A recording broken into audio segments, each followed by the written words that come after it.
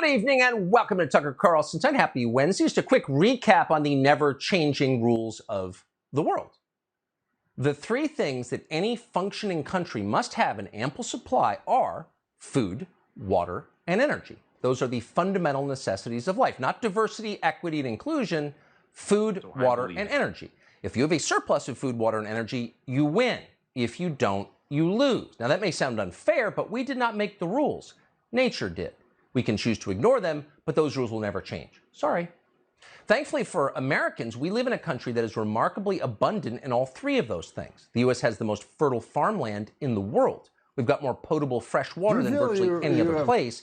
And critically, and rarest of all, America has the largest recoverable oil reserves on the planet. We are number one in that category, and that matters maybe more than anything. Now, they may be telling you on CNN that so-called renewable energy, windmills, and solar panels are about to power the world. But that's absurd, and no one corrects them, and somebody should because a lot is at stake. If your 9-year-old starts telling you, I'm like Superman, you have to correct him before he jumps off the garage. The stakes are high. So it is incumbent on the rest of us to point out the people telling you that have no idea what they're talking about. We are not remotely close to a green energy power grid or anything even approaching it. In fact, as of today, the world is powered, as it has long been, by fossil fuels. Fossil fuels, that's where more than 80% of global energy comes from. Not from windmills and solar panels. From oil and gas and coal. And that is not going to change soon. In fact, the world's fastest growing economies, that would be India and China, are using more fossil fuels than ever, not less. So why is every person in charge, from the people who make the ads at Nike, to the energy secretary, to the president of the United States, to every anchor on every channel on television, telling you exactly the opposite? We'll give them the benefit of the doubt. At best, they are ignorant. They're not engineers. They are politicians and ideologues. They're the ones telling you that boys can become girls just by wishing it so, and they've commanded the rest of us to believe that. But unfortunately for them, the principles of social justice do not apply to power grids. You can't just rename them and get something different. No, you have to create new and better power grids. And we are nowhere near that, and we will not be anywhere near that during the course of our lifetimes. Sorry. That's reality, and you cannot yell loud enough to make it change. For the foreseeable future, oil and gas are essential to civilization in an utterly non-negotiable way. And that should be great news for America, because here in the United States, we have a lot. We are rich because we are rich in natural resources. That's why we won the Second World War, for example. When previous generations said, as they often did, that God has blessed our country, this is what they were talking about. Yet suddenly, strangely, the United States is suddenly experiencing shortages of both food and energy. And that's why prices of these things have risen, because we don't have enough of them. How did that happen? You should know, if you care about the future of America, your children's future, you need to know how this happened. Well, Joe Biden offered his explanation of how it happened today at an event in Ohio. Watch. We made incredible progress on the economy from where we were a year and a half ago. We got a long way to go because of inflation, because of I call it the Putin tax increase. Putin, because of gasoline and all that grain he's keeping from being able to get to the market. It's just embarrassing. It's grotesque, actually. And at this point, it's dangerous. And no one believes a word of it because it's provably untrue. And we feel, since this is a news network, a moral responsibility to prove that it's untrue. So here we go. Months before the war in Ukraine began, and somehow Vladimir Putin secretly seized control of gas prices in the United States. How did he do that? Before any of that happened, the magic happened. Sober people, a petroleum analysis firm called Gas Buddy, decided to do a simple calculation. They wanted to put rising gas prices in context. Here's what they did. Math. They determined every year-over-year price change in gasoline prices in the United States going back to 2002, 20 years. And they found this. From November of 2020 to November of 2021, that would be roughly from Election Day to the end of Joe Biden's first year running the country, gas prices in the United States went up by more than 66%. That was the single highest year-over-year increase since 2002, which happens to be the year that government started tracking those data. Now, this happened before Russia invaded Ukraine. Why did it happen? Super simple. Joe Biden, on the campaign trail, told us he was like Superman. And then he proceeded to jump off the garage. He told us he was going to end fossil fuels. And because no one took him seriously because he's senile and wasn't actually going to win, no one followed up with, what, are you insane? How are you going to do that? And so he kept going. And then he became president somehow. And then he followed through on that promise. He canceled pipelines. He terminated oil and gas leases. He rejoined the Paris Climate Agreement without explaining why we should. And by the way, if the climate is such a crisis, an existential crisis, and China and India are using more fossil fuels than they did 10 years ago and nobody says anything about it, maybe they're not really sincere about this global warming thing. And then on top of all of that, Joe Biden pumped trillions more dollars into the U.S. economy, thereby devaluing the U.S. dollar, making everything, including energy, more expensive. You know what happened. That's all true. And it was done on purpose. It was done to change our energy supply from what is cheap, efficient, and the source of all of our wealth to something that Biden and his donors control, the green economy that will make us poor, and that is in fact causing famine around the world right now. So that's what happened. As a political matter, since this is still sort of a democracy, it happened way too fast and scared the hell out of people, and polls showed that. Democrats and Republicans, no matter who they voted for, were worried above all about rising energy prices because it hurt them directly every single day. And by the time Vladimir Putin invaded Ukraine, the Biden administration had found a scapegoat. Maybe that's why they encouraged him to do it in the first place, which they did. So Joe Biden started yelling, "It's Putin's price hike. Putin did it." But it's so dumb. It's so provably untrue that no one believed it. Even people who wanted to believe it, people who voted for Biden, who want windmills and solar farms, they couldn't believe it because it's absurd. And in an election year, that's a huge problem. So the administration had to do something. That's why, in late March, in an act of desperation, Biden did maybe the worst thing that he has done since becoming president, and that's saying a lot. He started to sell off one of this country's most important natural resources, one of our most valuable assets. It's called the Strategic Petroleum Reserve, the SPR. It's controlled by the Department of Energy. So what Biden could have done is produce more oil domestically, but that would have been too easy and too good for the United States and its long-term interests. Instead, he decided to do something so crazy and so dangerous that only someone who was intentionally trying to harm the United States would even consider it. But most people never even noticed. Here was his announcement, in case you missed it. Today, I want to talk about one aspect of Putin's war that affects and has real effects on the American people. Putin's price hike that Americans and our allies are feeling at the pump. I know how much it hurts. Our prices are rising because of Putin's action. There isn't enough supply. And the bottom line is, if we want lower gas prices, we need to have more oil supply right now. Today, I'm authorizing the release of 1 million barrels per day for the next 6 months, over 180 million barrels from the Strategic Petroleum Reserve. This is a wartime bridge to increase oil supply until production ramps up later this year.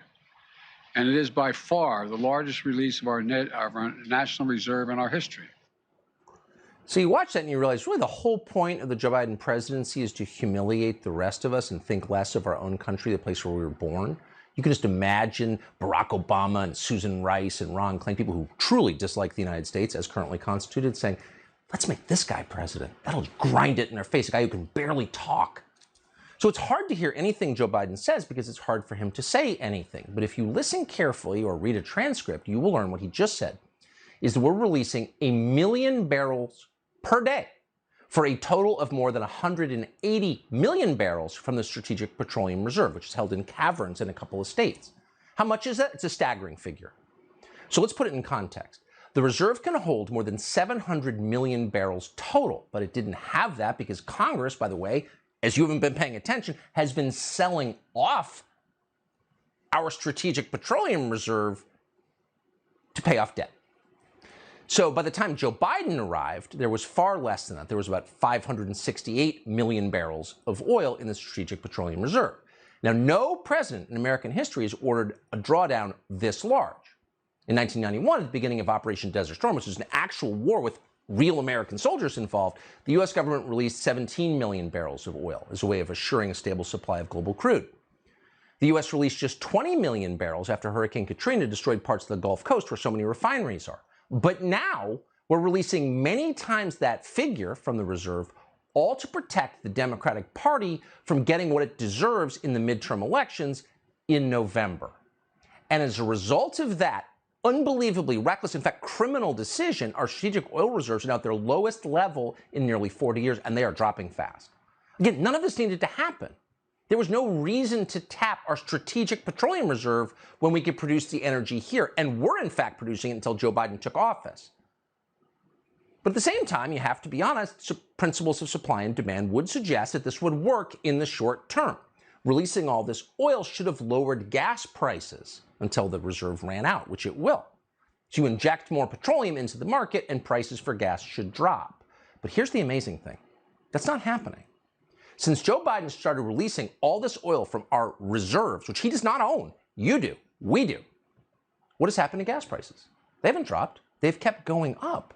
Huh? In mid-June, the price of both regular unleaded and diesel, critically, hit all-time highs, well over $5 a gallon nationally. How could this be? It really was a mystery. It violated the most basic rules of economics. But now, thanks to a new report in Reuters, we know why. It turns out the oil being released isn't for us. It's going to India and China. According to Reuters, and we're quoting, more than 5 million barrels of oil that were part of a historic U.S. emergency reserve release to lower domestic fuel prices were exported to Europe and Asia last month. The piece continues, quote, cargoes of SPR crude, oil from our reserves, were also headed to the Netherlands and to a Reliance refinery in India, an industry source said. A third cargo, buckle your seatbelt, headed to China. To China. So as gas prices set records in this country, as American citizens who are born here and vote and pay taxes cannot afford to fuel their own cars, the Biden administration is selling off our emergency oil reserves to China. That's not an indictable offense. It's certainly an impeachable one. And they should impeach him for that. Are they going to sell the redwood forest to China next? How about the water rights to the Great Lakes? That's the equivalent of what he just did. Now, if you're keeping track, they didn't even need it. China and India already have access to very cheap oil from Russia. Why? Thanks to the Biden administration's lunatic ban on Russian oil imports. For moral reasons. It was a moral victory. The people of Ukraine, remember that? Zelensky. He was George Washington, said George W. Bush. You wouldn't know George Washington if he got in the shower with him. According to customs data, China spent $19 billion on Russian oil, gas, and coal earlier this year. That's double the amount they spent over the same period last year. India spent $5 billion on Russian oil. That's up 5 times from what they spent a year ago. So we just made Russia a ton of money. That's why the ruble is so strong, as the dollar is getting weaker. Russia has raked in $13 billion in additional revenue from India and China compared to the same period last year. Following all this? This is how we're punishing our enemies? By selling off our own most valuable assets and watching Russia and India and, my God, China get richer? Now, on top of all of that cheap Russian oil, China is getting petroleum from our emergency petroleum reserves. The crude, by the way, in the SPR is the best crude that we have. It's called medium sour crude. It's the easiest to process. And we're giving it away to a government whose whole goal is to displace us on the global stage and crush us. The Chinese will be cruel masters when they run the world. They're not like us at all. By the way, that country, China, also happens to be a longtime business partner of the Biden family. Now, a functioning Congress would investigate this immediately. The last president was impeached for what? Having a phone call with some corrupt Ukrainian politician? But no, they can't be bothered. They're still yelping about January 6th was an insurrection. They're trying to ban your hunting rifle. So the White House is able to ignore the whole thing. Here's Joe Biden's glass ceiling breaking publicist just yesterday. There's a Reuters report out this morning that says that more than 5 million barrels of oil that were released from the emergency oil reserves were exported to Europe and Asia last month, and some of it reportedly was actually heading to China. Is the administration aware of those reports? And does the president mind that some of this oil that was meant to ease pain for consumers is headed overseas? I have not seen that report, so I would honestly have to go look into it and see what the truth is in that statement that you just laid out, and see exactly what's happening. I just have not seen that report. How can someone that dumb be that arrogant? Or is there actually a connection between dumbness and arrogance? Probably so. But if someone asks you in the White House briefing, oh, by the way, is the U.S. government selling our strategic petroleum reserve to our main enemy in the middle of a gas shortage? You probably should have an answer, or at least seem embarrassed that you don't. It's a very simple question. Why does customs data show that we are sending millions of barrels of oil to China? Huh? It's been 24 hours since that briefing. We still don't have an answer. And of course, that tells you what's really going on here. This is not a mistake. It's intentional. As if to make that as obvious as possible, over the weekend, Joe Biden's communications staff tweeted this out under his name. Quote, "My message to the companies running gas stations and setting prices at the pump is simple. This is a time of war and global peril. Bring down the price you are charging at the pump to reflect the cost you're paying for the product, and do it now." What, he's like nationalizing the gas stations? So he's attacking small businesses in the United States. Running a gas station is not a profitable gig. It's not like running Apple or being a private equity baron or doing any of the things that Joe Biden's donors do. It's not like being Nancy Pelosi, who somehow got super rich. How'd that happen? No, it's a small business. So he's blaming them as he sells our national assets to our enemies. So no one with a basic understanding of economics can pretend to justify what that tweet says. It's just too stupid. Even CNN wouldn't swallow it. Watch. Christine, it's like there's a bad smell in the room and the president is just pointing to the dog. Yeah. I mean, but look, this is a real problem for the White House because people put gas in their car all the time and they're feeling this pain. They say there's so many factors at play. It's not like you can just lower the price of gas, with waving a magic wand. And the president was talking about the people who sell the gas. The 145,000 gas stations are independently owned. They're small businesses, essentially. And they have higher margins on their candy bars that they sell than they do on their gas. Well, exactly. And that's literally true. They make more on a Snickers bar on a percentage basis than they do from a gallon of diesel fuel. But we may be blaming the wrong people here. Karine Jean-Pierre? Please. She has no idea what's actually going on. She just reads from the binder, barely reads, whatever. They have to workshop sound bites like Putin's price hike. All right. They're not making any decisions. The people who are making decisions are former Obama staffers like Brian Deese. He runs the National Economic Council. He's Joe Biden's top economic advisor. You can thank him. We should put his picture on the screen more often. On Thursday, he told us accidentally maybe what's actually going on, why the Biden administration is deliberately sabotaging the United States by crushing our energy supply for the benefit of China. Watch this. Well, what do you say to those families who say, listen, we can't afford to pay $4.85 a gallon for months, if not years. This is just not sustainable.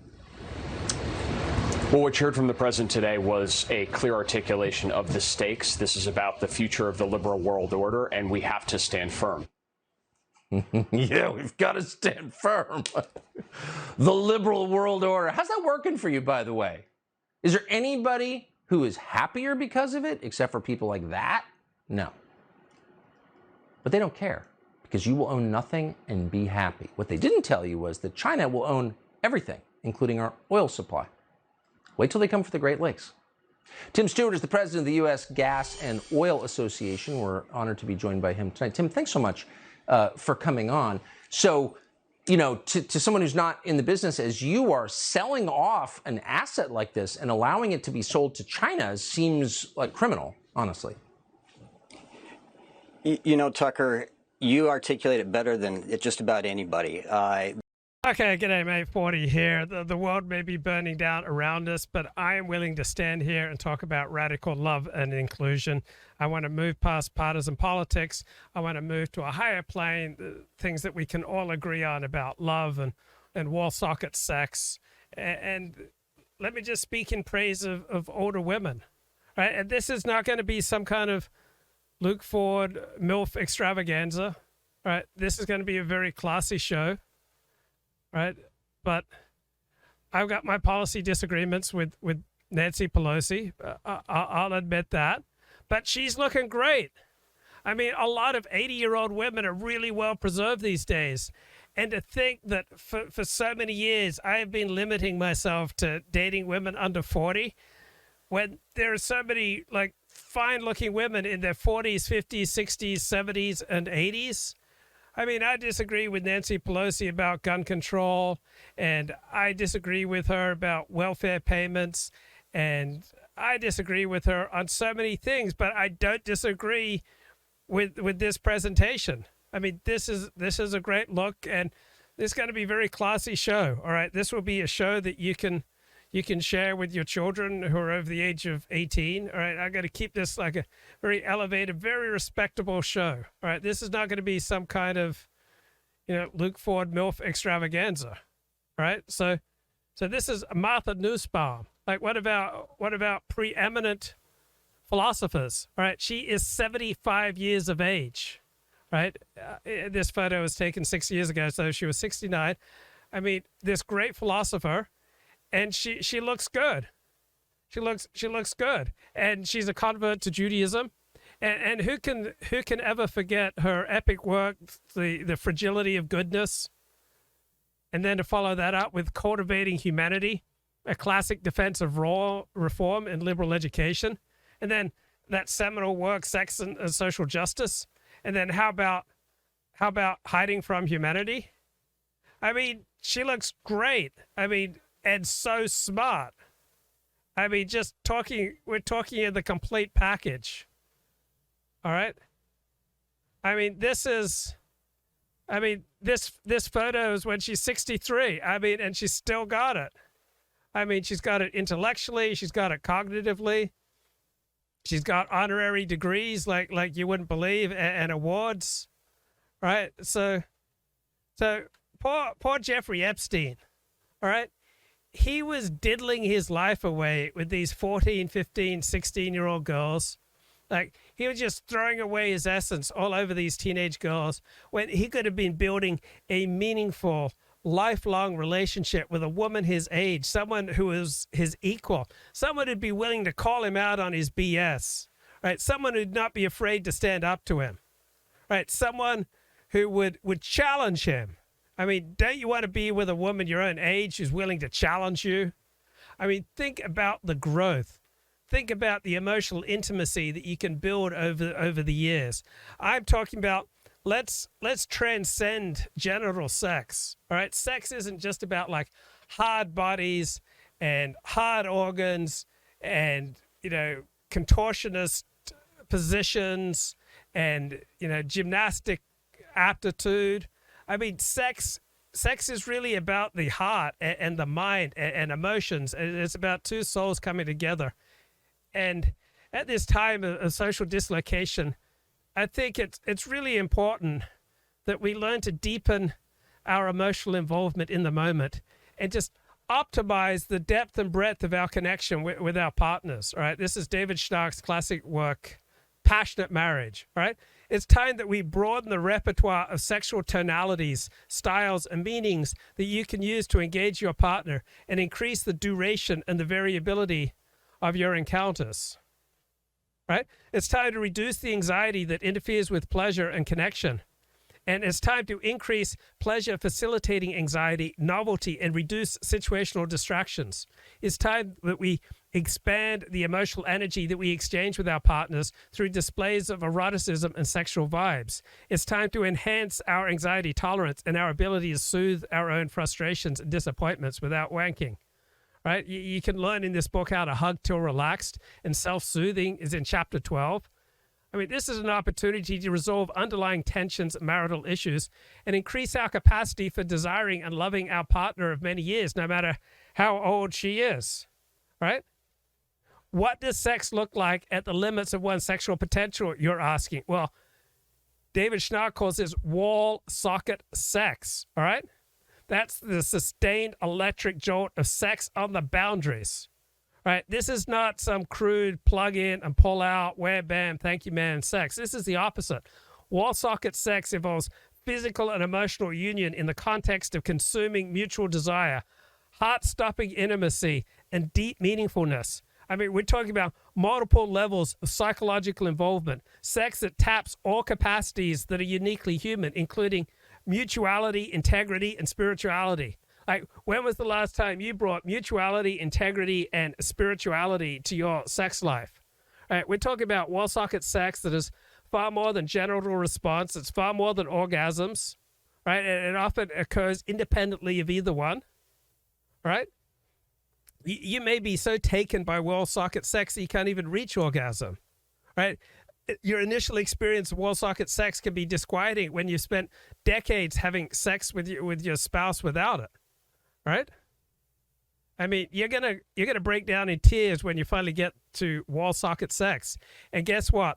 Older people are much more likely to have wall socket sex because our piece of meat model of sex suggests otherwise. Like, old age is when this is most likely to happen.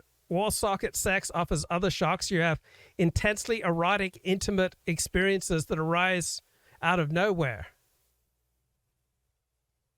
right?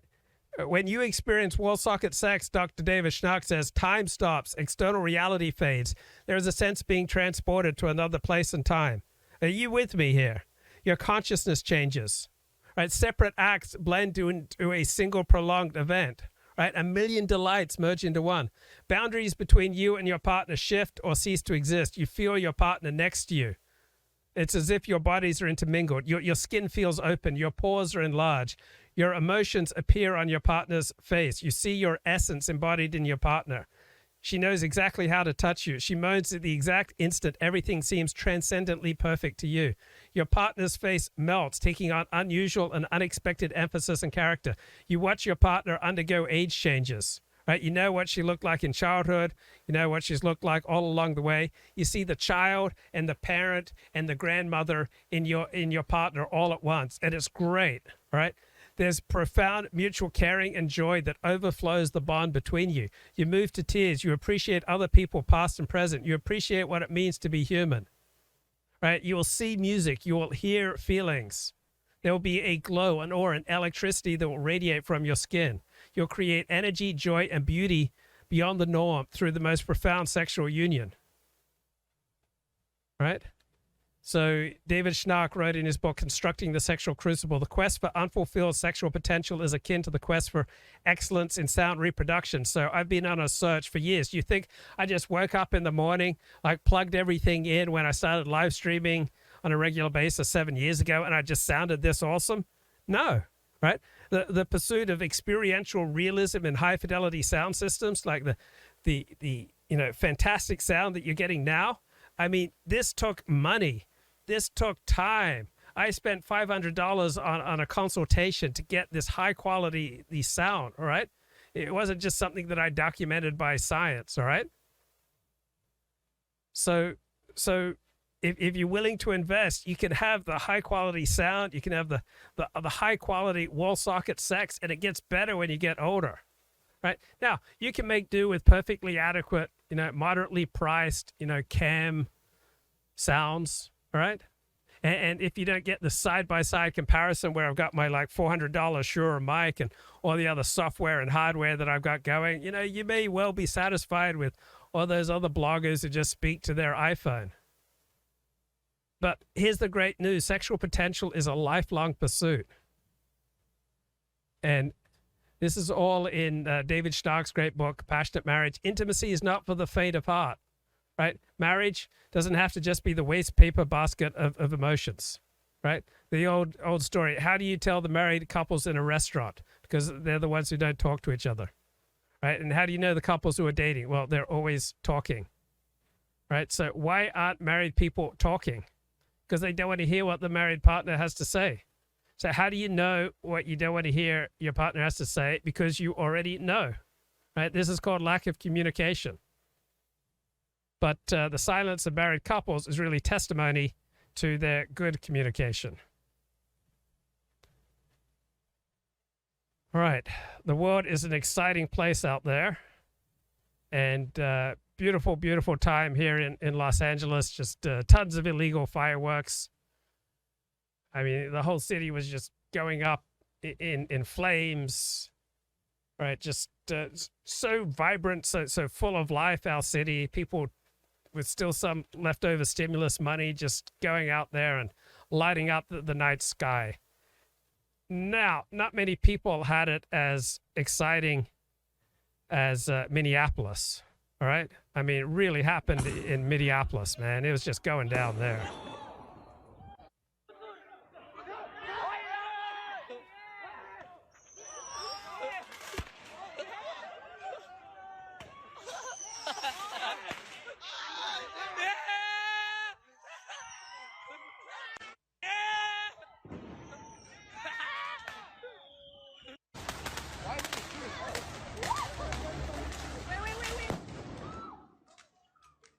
Yep, keeping it real in Minneapolis. Okay, let's get an important update on one of America's most important politicians here from Tucker. Personal, but about an epiphany we had. We saw the future of the Democratic Party in the form of a Rhode Island state senator called Tierra Mack.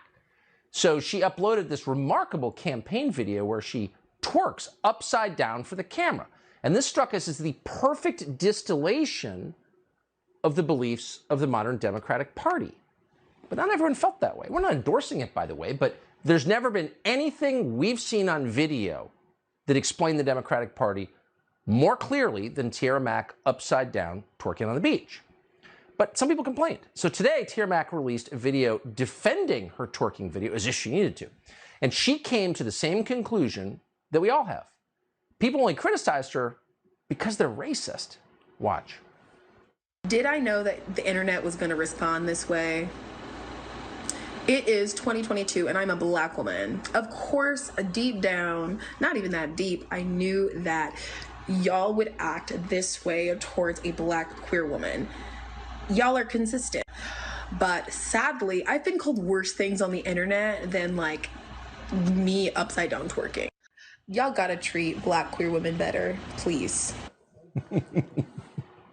So she's oppressed because she went to an Ivy League school for free and then serves in the state house in Rhode Island. So obviously she's the weakest among us. But her claim that she's being discriminated against, that any reservations you may have had about that video are racist, really is aimed at the Democratic Party. And to prove they're not racist, that woman needs to be at least the Secretary of State right now. Out of here, Tony Blinken, pale and male. And then on the presidential ticket in 2024, we will not accept less. We hope Nancy Pelosi is listening, by the way. She needs to. Here she is this weekend. There she is. Why not Tierra Mack, honestly? So Joe Biden has become so toxic that the Democratic Party wants him out. Actually, Democrats who are running for statewide office in November don't want to talk about him or appear with him at campaign events. We're going to go right to a Senate campaign in progress and give you the latest. We'll be right back. Oh, okay. Let me catch my breath. So much to catch up on. I learned about this. Someone sent a link to this. It was actually an article written by Jared Taylor, and it discussed Martin Rojas. Martin Rojas was someone who worked as his specialist in special plans or director of special plans. I don't know what that even means. It sounds like he was involved in some way with American Renaissance. I remember a couple of years ago, I was getting an excerpt from Making Sense of Race published at Ameren, and I just sent Jared an article. I sent Jared the article as like a markdown file or a HTML or something like that, and then Martin responded to me. I had known Martin a bit.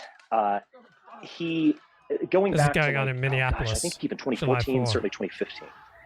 And he was one of these kids that was hanging out in what I guess could be called the hate house. Well, it was affectionately and, semi-ironically called the hate house. And it included a number of people who were kind of fanboying on the, it wasn't even the alt-right effectively. It wasn't even quite known as that. And particularly around Devin Soche and Kevin Deanna. These are guys who you might or you might not know. Kevin is a content mill for the movement. He writes the same article over and over again about how we're being occupied by illegal immigrants and all of this kind of stuff. Devin just works for Jared Taylor in some way. I mean, I think he does the news feed and things like that. I mean, it's always good to have someone who's on staff who's, competent and can do stuff. But I don't know. It just seems like to have these people employed in a movement that doesn't have a lot of money, it just seems like a lot of wasted money going to people who aren't like developing anything or publishing anything, or I don't know. I'm not a fan of Devin Soche, but whatever. Martin was a very nice kid.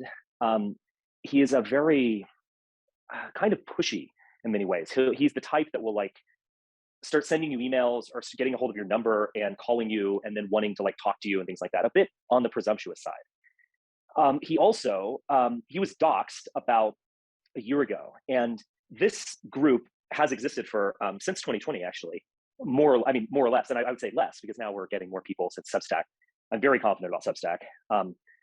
I do not think they're going to deplatform me. I mean, I can be proven wrong in a moment's notice, of course. But they A, the spotlight's off me. B, Substack seems to be really reasonable. C, they're hosting people who I think in 2022, as opposed to 2016, really are more toxic and are raising the hackles of liberals, like doing COVID denial or vaccine skepticism, all that kind of stuff. And they remain on Substack, like Alex Berenson and company. So I generally think this is good. And so I'm very, very happy that I can expand the group and the audience. But we kept a very low profile at the beginning. And anyway, we talked about the Martin Rojas question because Martin got doxxed and he got just doxxed out the wazoo. I don't think I've ever seen such a detailed dox. So it wasn't just, this is Martin, he is a white nationalist of some kind. I mean, they discovered all of his, and he had multiple pseudonyms, and they talked about where he lived and all these just weird details that I don't even know how they got these details. I mean, it sounded, again, on some level, I didn't care that much, but it did sound like an ex-girlfriend had given a lot of information out. Again, I don't know. Personally speaking, I have just disconnected from all of those people. I just don't find them helpful or healthy. It's just, they want to remain, they want the movement, quote unquote, to just stay in place and to endlessly talk about, illegal immigrant or black crime. And I find them intellectually uninteresting. I don't find them to be good people, to be honest. And I don't know. But so I am rarely in communication with them.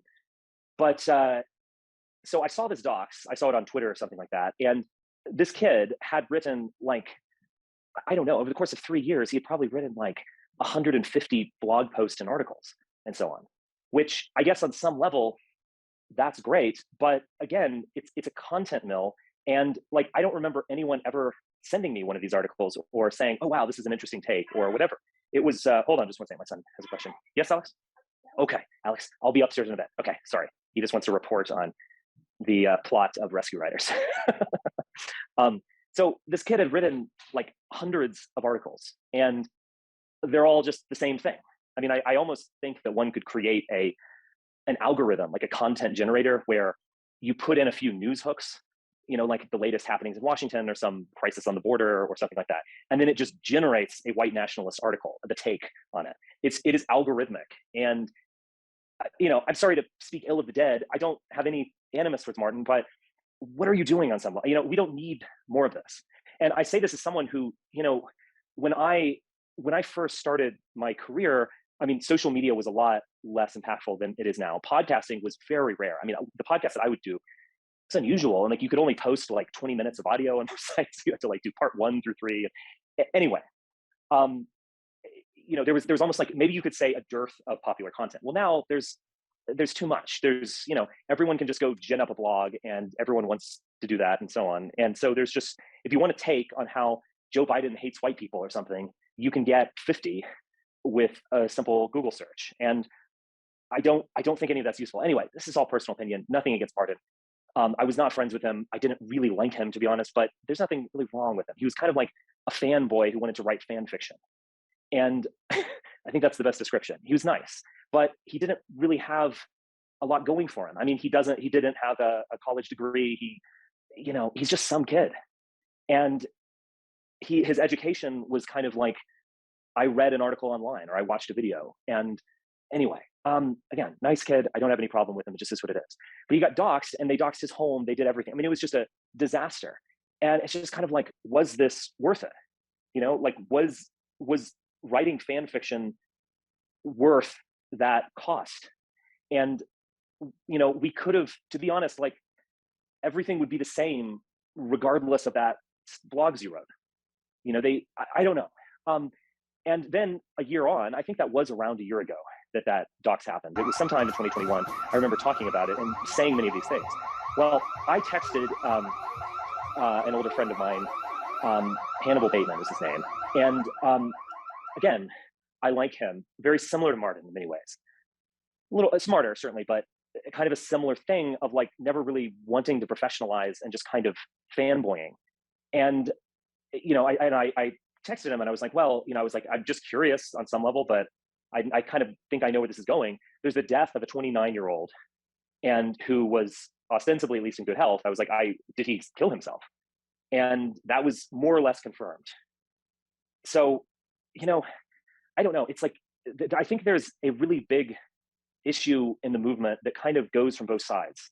And I think it is tragic in many ways. And it's something to like talk about. And, I'm sorry for leading off with this, but I think it is the kind of thing that should be discussed.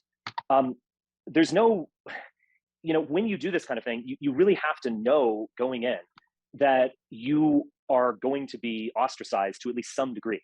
Now, in many ways, it's not as bad as some people make it. I think some people are just terrified of the docs. And I remember after Charlottesville, there's that case with, I believe his name was Andrew Dotson, who was a scientist of some kind and seemingly a interesting guy, and who had actually a lot going for him. And he was at Charlottesville, he's a bit autistic, kind of an online type character. And he was dressed up with, I don't know, this like Americana and like Trump paraphernalia.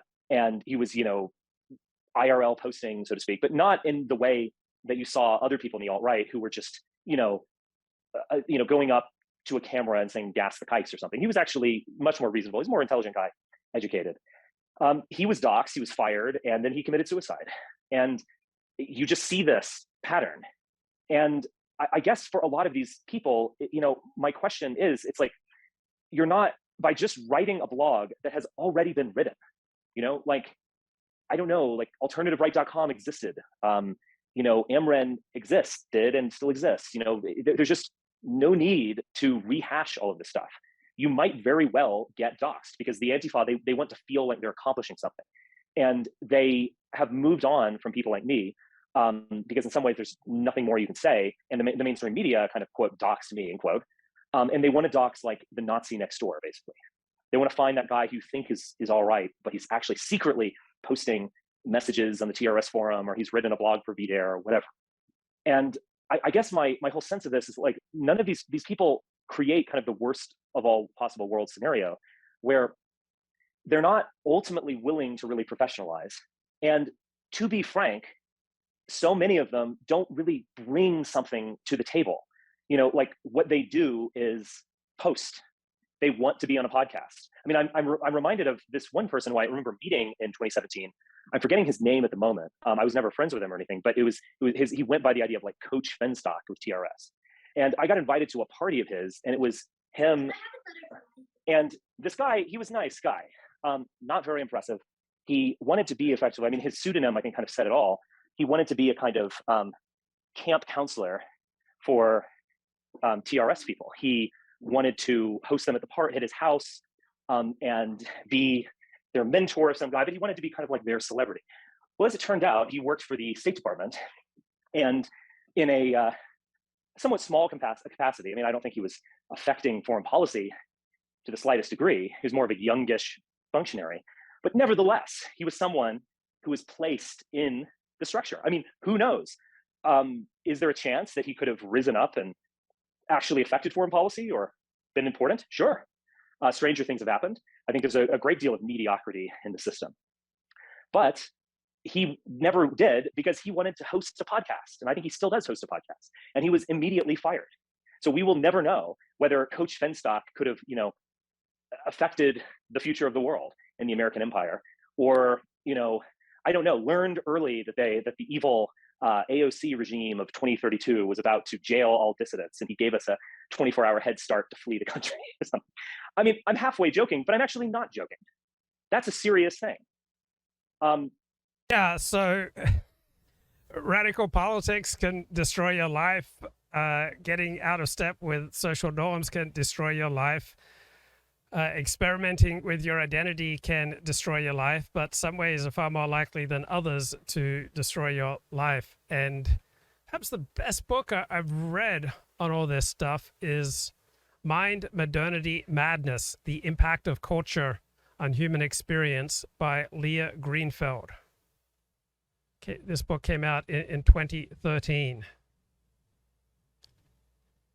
And so she notes that nationalism starts out for many people as a form of therapy. And you see this on the dissident right, that nationalism, ethno-racial, religious, civic, right? Nationalism often begins as a form of therapy. It becomes a way of coping with their affliction. So we're not losing, generally speaking, that there was an example of a medical student who got busted for posting on countercurrents, a Jewish medical student who got into trouble for posting on countercurrents. But generally speaking, and yeah, there was a PhD students who've been to Charlottesville and scientists. All right, so there are some very high achieving, very intelligent people who destroyed their lives through their involvement in dissident right politics. But generally speaking, we're not losing doctors, lawyers, dentists, and accountants, all right? For most people who join the dissident right or the dissident left, it's a form of therapy. It is a way of coping with their afflictions. It's their way of struggling with their lack of an identity, their lack of a life that works. And then at first, like many things such as drugs or alcohol, it starts off as a panacea, but then turns into what you may just call anomie, which is the complete breakdown of any moral values. Anomie. Right, anomie. It's the complete breakdown of any moral values. So you see a lot of people enter distant politics to try to find some values, right? They're attracted to the values. And then I'm thinking about someone I used to do shows with, that distant politics was a journey in for him finding values, but then it led to a complete breakdown of any moral values. Anomie. Right. And so it starts out as a panacea for mental illness, and then it turns into ever greater mental illness. So I was really getting into it with a friend on just a related note about drinking. So much of normal human experience is kind of foreign to me, which is why I can so well relate to people who embrace dissident politics or addictions as a way to cope with the emptiness that they feel inside. All right. So much of what is normal and happy and healthy is kind of a foreign world to me. I'm a lifelong vegetarian. Unfortunately, at age 56, I'm not willing to do the work to learn how to eat meat and fish. I don't drink, and it may very well be that I could drink moderately, but given my manifold addictive tendencies, given the addictions that run in my family, given my self-destructive urges that are often way too close to the surface, I think it's probably best that I don't drink. But I recognize that most happy, healthy, effective people I know do drink, but they don't tend to binge drink. So I had a friend who said he was going on vacation and he was planning to binge drink. And so as much of what is normal is like a foreign language to me. It's a foreign world. Like I see people on TV and movies and in real life talk about how much they love their parents and how much they love their home and their family.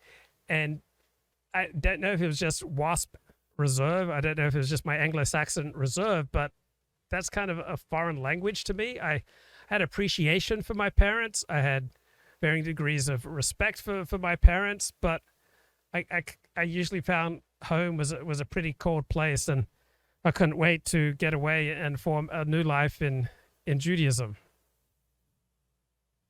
So a friend is going on vacation, and he's looking forward to doing a lot of binge drinking, and so you need to explain normality to me.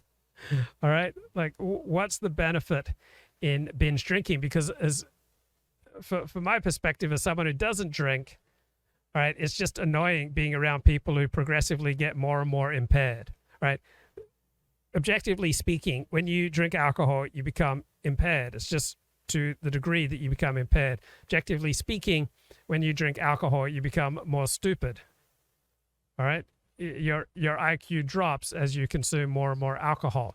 So for me, hanging out with people who drink, I've done it hundreds of times in my life, and as people drink more and more, it's never pleasant thing for me is the objective observer who's outside the dance. And I recognize there are all sorts of mysteries in life that are only available to people who are in the dance. And unfortunately, much of real life I am not in.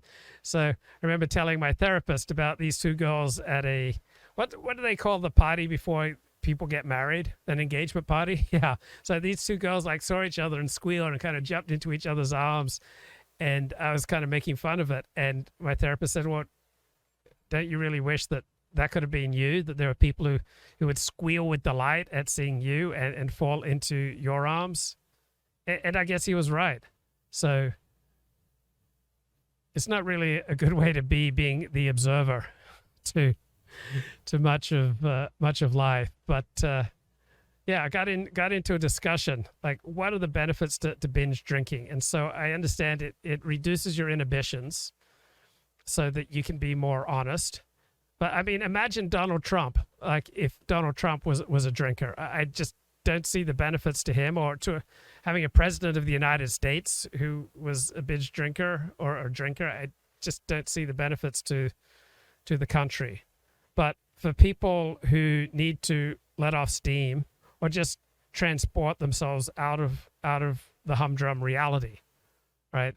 Then I guess I can see some benefits to that. But it's a foreign world to me, which is not that I'm superior to this foreign world, because I recognize I'm a deeply insecure, self-destructive, multiply addicted person. So by no means am I standing here and saying, I know how to live, because there's so much of what makes for a happy, healthy life. It's just a foreign language to me. But I was talking to some friends, like, what are the benefits of drinking? And one is comradeship, right? It's something that healthy, happy people like to do together. And so people tend to be suspicious of other people who don't drink. And so it's a way to connect with other people.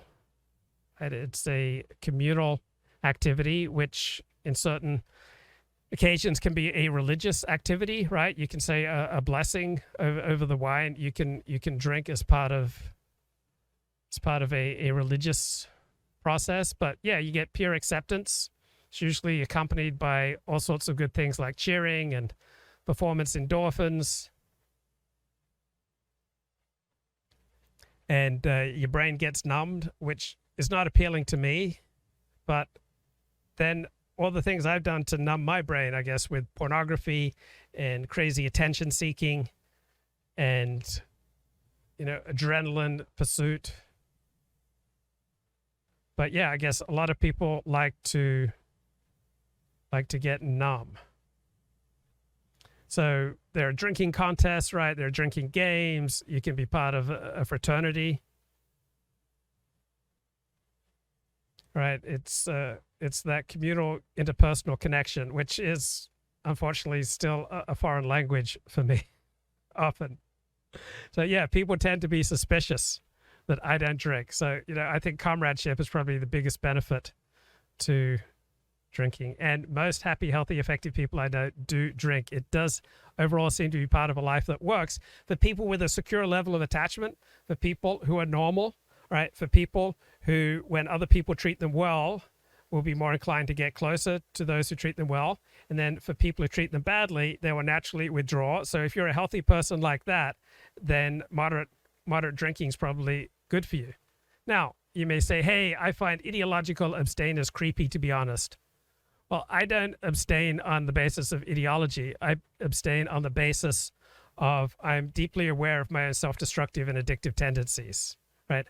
I think I said pretty clearly that for most people, drinking is part of being a happy, healthy, effective person, right? So there are all sorts of areas of the human experience that are foreign language to me, unfortunately.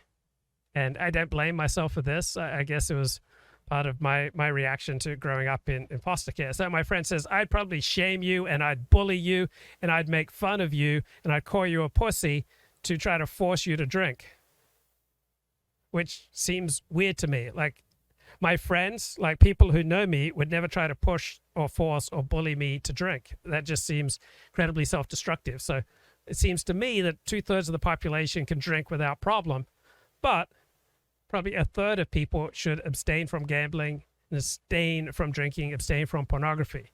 Now, I don't enjoy being around people who've had a few drinks, right? That does not improve the experience for me.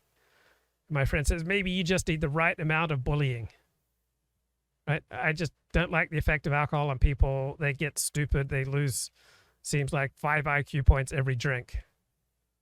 Well, maybe I just don't want to be sober around people drinking. So yeah, there's nothing in it for me when other people get drunk.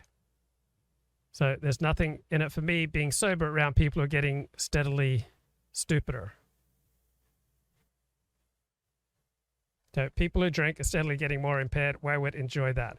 So my friend says, well, a decent person with a brain, experiences losing the vice grip on his neuroses for an hour or two. He might experience this as insight or a mark of wisdom. Well, I have not found wisdom and insight from people who are drunk. I just haven't experienced. I don't find people becoming more insightful and more wise after a couple of drinks. This is just experiential wisdom, 40, that you have no real reason to puritanically isolate yourself from the majority of human beings across all cultures and experiences, anti-human and anti-curious. Yes, that would be true if I was a normal, healthy person, but I'm not. Right, so yeah, in Jewish life, drinking is pretty common. Rabbis will drink at special occasions. Almost all religious Jews will drink on special occasions. There's no basis for your stance, 40. It's just a neurotic remnant of Seventh-day Adventist life, just the same as vegetarianism. It's nonsensical. It's more likely damaging than just neutral.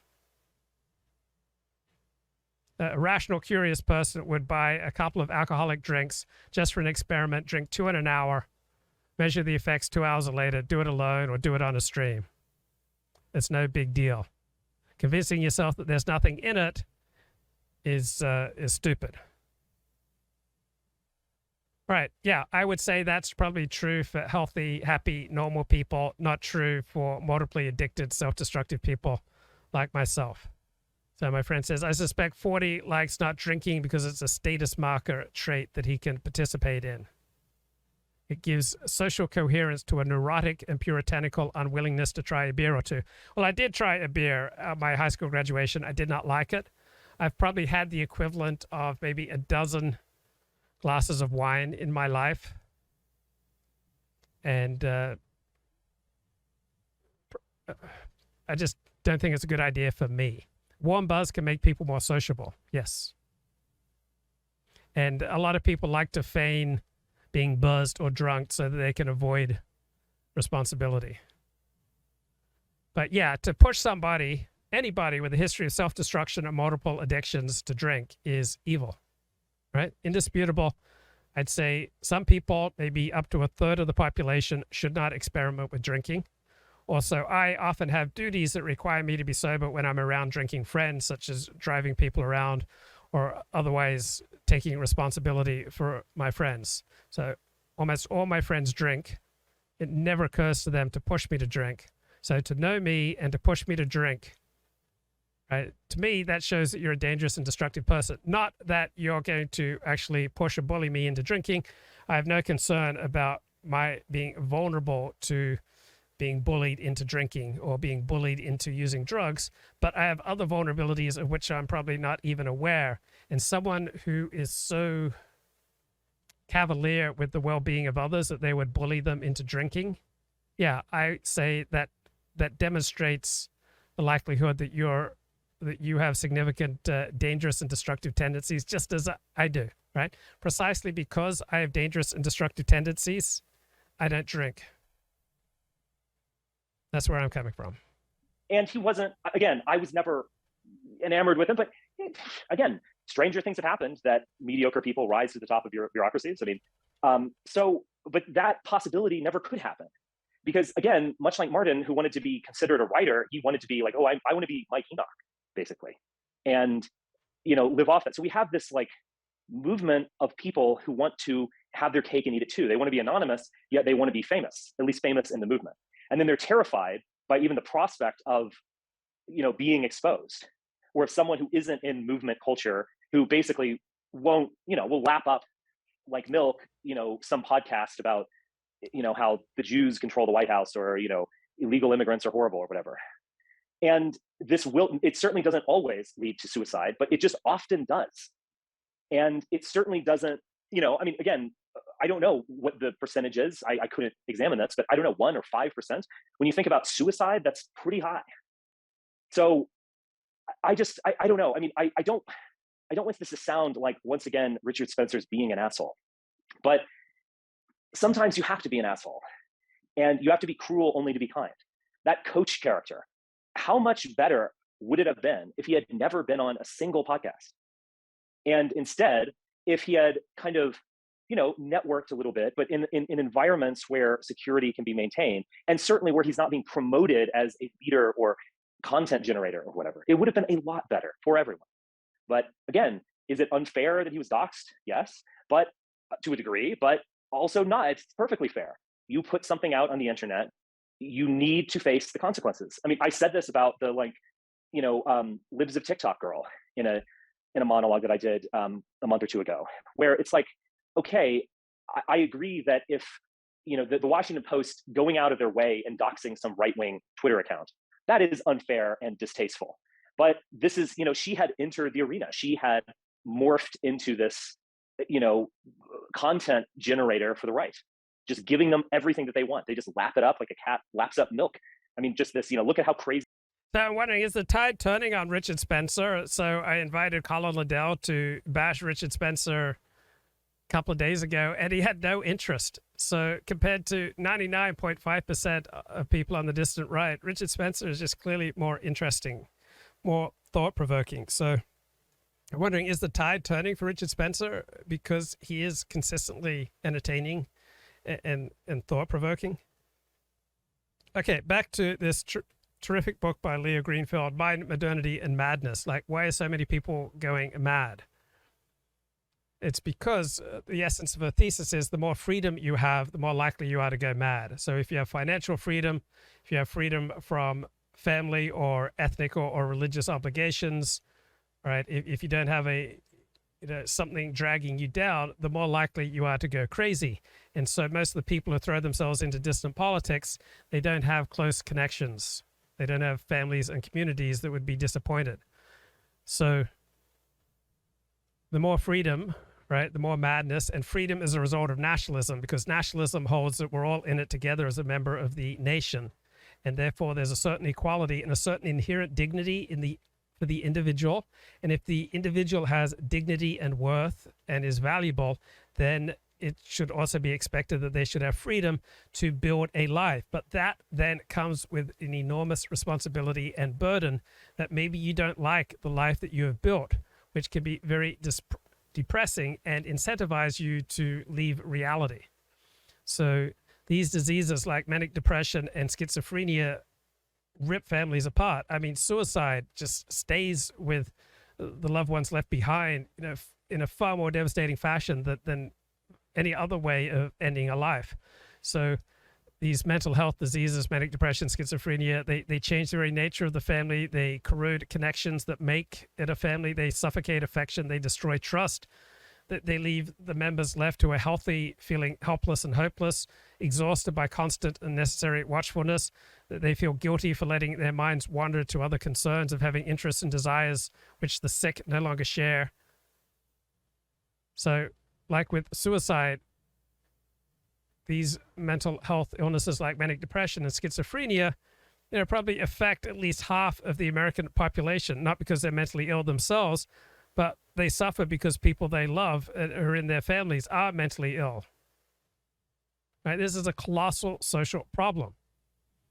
Now, in an age of religion, mental illness would often manifest itself under religious guise, and I come from a background in mentally ill religion, right? The Millerite movement, right? Millerism, the doctrines of William Miller, the prophet of the immediate destruction of the world on Yom Kippur 1844, that's where Seventh-day Adventism came out of.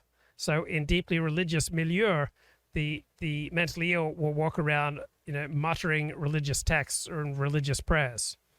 So it's freedom, though, it's not religion as such, that is causing so much religiously displaying mental illness.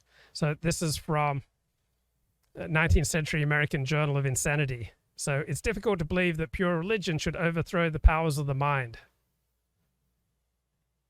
All right, but a great majority of the cases of insanity attributed to religion can be traced to the ardor of a zeal untempered with prudence. Right? Doesn't this sound like, in an age of nationalism, which we're living in now, this zeal untempered by prudence, right? When you have a fanaticism that is grotesque, right, that will lead you insane.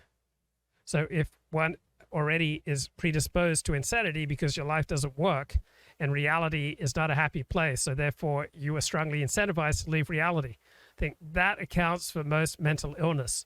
The reality that you live, the reality that you have created, right, is not a happy place, so you are strongly incentivized to leave that reality. And when you leave reality further and further and further, at a certain point, you become essentially mentally ill. There was this 18th century French doctor, Jean-Étienne Dominique Esquirol. He said, insanity is a disease of civilization, and the number of the insane is in a direct proportion to its progress.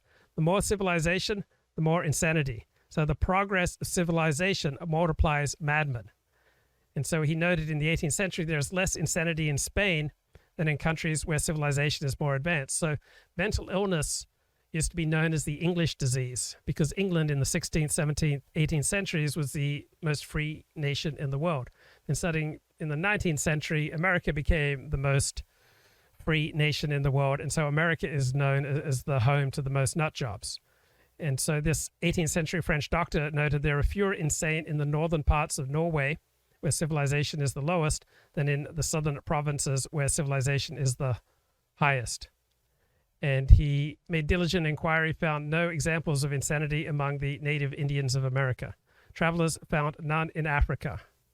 And he noted that this mental illness disease is seldom found among savages, but is frequently found in civilization. See, the left is, they're all deranged and blue-haired groomers or whatever. So once you enter that arena, you have to pay the price for it. And I don't know. I mean, at this point, it's happened so many times. And I've observed this particular personality profile of these people where they want to have their cake and eat it too. They want to be famous, but then they're horrified at the notion of anyone actually examining them, even critically examining their work, in the sense that they only write stuff that's just, red meat for the movement, their base. And so I don't know, like, wouldn't it have been better for Martin if he had never done any of these things? And wouldn't it have been better for me? Yeah, for 98% of people in dissident right politics, they would have been better off never getting involved. Frankly, to be able to link up with people who aren't trying to be like mentors or movement leaders, but are actually in positions where they can seriously succeed. And maybe, again, not everyone's going to work in the State Department, but who knows, maybe some will, and they could actually do good in some limited capacity, but do good nevertheless. And I don't know, I look at this and it's just so predictable at this point. And I don't know, I just feel like I do want to say these things to people. Like, we don't need any more, the world does not need any more blogs or, podcasters or whatever. And particularly, and I maybe that's a bit of an overstatement to make an effect, but what I'm saying is we don't need any more of this kind of whining that is basically all the movement does. Like, we're being occupied by Mexicans, or look, there's a Jew in Joe Biden's cabinet or whatever. It's like, no shit on the latter, and on the former, that's really just kind of that's propaganda talk in the worst sense of the word. We're not being occupied by it. You know what I'm talking about. It's just red meat for the movement. We don't need any more of that. It's not actually healthy to do that. And I agree that we're in a kind of weird situation. I don't think that people like myself are going to be jailed anytime soon. And I do have antennae, and figuratively, not literally, but I do have antennae. And if I start to sense that, I might very well flee the country or something. But I don't think that's going to happen anytime soon. And so I'm willing to face the consequences that are actually out there, which is serious criticism. For me, a lot of bad faith criticism. I mean, it comes with the territory, and you have to be willing to deal with it. And if you're not psychologically able to do it, you don't need to do it. The second point, which I think is equally important, maybe even more important, is that, again, we don't need any more red meat. What we could really use are people who want to build infrastructure or make this into something that isn't just, did you read the latest blog or listen to someone's. Now, these are really good points by Richard. The one proviso is that he clearly doesn't want competition for being a thought leader, right? He wants to produce the blogs. He wants to produce the podcast. He's not going to dial back on being the center of attention. He just doesn't want other people to do what he does. Now, he has some good arguments, right? That's why he's so consistently interesting. Back to Mind, Modernity, and Madness. And there's a great quote here from 19th century publication, American Journal of Insanity. Do you still subscribe to the American Journal of Insanity? So this publication notes, insanity is rare in barbarous nations. Civilization favors the development of madness. All right, because with civilization and freedom, you get to more indulge your passions. You can pursue a wider diversity of interests. You can thirst for power. You can enjoy the excitement of your mental energies. You can feel the tremendous disappointment in your affections and anticipations, while the wants of the savage are limited.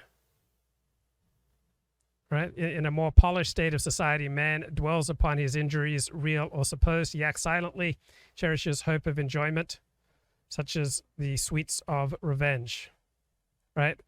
This condition, when followed by humiliation and disappointment, naturally tends to mental illness. So it's the diseases of civilization that have led people mad. So madness is not brought about by the progress of civilization. Right? It's brought about by nationalism, the cultural framework of modernity, this new secular, egalitarian, essentially humanistic and democratic image of reality. So God has been dethroned. Religion has been dethroned as the ultimate reality. With nationalism, it's the people. It's the nation and the nation state that is the ultimate reality. So with nationalism, you get varying degrees of equality and liberty. People have the ability to construct their own destinies, to love and to be happy. Now, the other side of the coin is that benefits always come with costs. So madness has continually fueled nationalism's most destructive passions, caused an appalling amount of harm, and may well end up destroying Western civilization. Right? So violence before the age of nationalism was largely irrational and natural, right? Nature being inescapably red of tooth and claw. Right? That's how life was in the wild. So rape was all in a day's work. It was considered a crime only insofar as it concerned the property of someone whose property was a matter of social concern. Murder or mutilation, which one might accidentally survive, these were considered a crime on an individual level. And it was generally committed when it would most efficiently lead to the achievement of some desired goal, such as robbery or political victory. And then this instrumental rationality for violence applied on the collective level as well. So Genghis Khan wiped out entire populations of settlement which resisted his conquest. He left no man, woman, or child alive. But he didn't do it because he enjoyed slaughtering people. He didn't do it because he felt called to do so by God. He was not a cruel man, according to historians. Right? You may feel bad for the wide-eyed, helpless cubs whose sire can no longer protect them. But when a lion devours the young of another in an attempt to claim the females of the tribe for his own end, do we call him cruel? Right? Murder can be committed as a duty because it was traditionally the right thing to do, as in family vendettas of the early feudal period. Right? This was a dictate of tradition. It was conceived as part of inviolable universal law that we had no choice but to obey. But by the 16th century, we have a dramatic rise in irrational, violent crime. And that's what we're seeing all around America today. So whether it's a Lee Harvey Oswald or a Jack the Ripper, we have all these violent acts by individuals brought about by madness. This kind of throws a wrench into the innermost workings of our legal machine.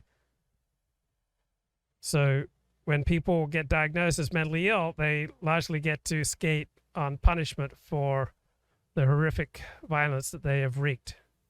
So the majority of the famous cases of murder, the most terrifying cases of murder, such as campus shootings, serial killings and political assassinations are indeed ideological,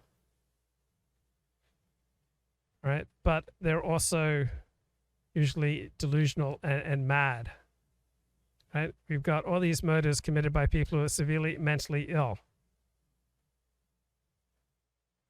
And even in the 19th century, psychiatrists saw that politics increasingly supplied the exciting causes for mental illness, right? So the already disturbed and deranged and lacking will often latch on to politics as an exciting relief from reality, and then they get cocooned, and that leads to even more madness and self-destruction. Podcasts or live stream or whatever. And I feel like that's what's been just constantly missing, is people who do the stuff that isn't like fun. And you know, and a lot of that stuff, I mean, just constantly writing articles, most people kind of burn out. Like, you kind of say what you can say, writing, you know, 500 or 2,000 word rants, and then you're just kind of like, all right, I've said it. I don't need, you burn out because there's no actual development that's taking place. And we actually do need people who are either going to be in institutions of power and will keep their mouth shut and succeed, and become rich and powerful. That's good. We need that. And we need people who are saying like, well, I might not actually be rich and powerful, but I'm actually very competent, and we can professionalize things and make this work so that people who are doing this work and who are the best people, i.e. to be brutally frank here, not Martin Rojas and Devin Soche, are actually getting salaries and producing work and feel professional and have some degree of prestige conferred upon them. That's what needs to happen. And I mean, again, I think maybe call me cynical if you will, but like, I've seen so many of these people that it's like, I look at it, I'm just like, well, another one bites the dust. Another one did the thing that I have constantly be telling people not to do. And another person who didn't really add anything has faced all of these terrible consequences. So anyway, I mean, this goes back to my own kind of prejudice, where I just think things need to be centralized and